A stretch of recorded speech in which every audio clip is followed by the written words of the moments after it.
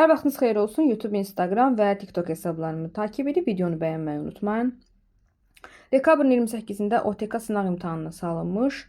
Sualın izahına baxıram. Sual 11-ci siniflərə salınıb. Deməli, burada gəlin birinci bizə verilən ifadəni sadələşdirək.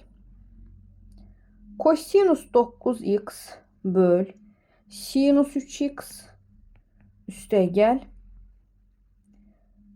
kosinus 3x sinus 9x. Ortaq məxrəc elə sinus 3x kosinus 3x hasilidir. Sinus 3x vur kosinus 3x. Kosinus 9x vuracağıq kosinus 3x-a. Üstəgəl sinus 9x-i da digər kəsrin məxrəcindəki sinus 3x-a vuracağıq. Və surətdə bir düstur aldıq. Düstur nədən ibarətdir? Kosinus alfa, kosinus beta, üstəgəl sinus alfa, sinus beta. Bu kosinus alfa minus beta düsturun açılışıdır. Yəni surətdəki ifadənin yerinə kosinus 9x çıx 3x yazsaq, oradan da kosinus 6x alınır. Məxrəcdə də gəlin belə eləyək. Bunu 2-yə vuraq, həm surəti, həm məxrəci. Məxrəcdə alınır 2 sinus 3x kosinus 3x.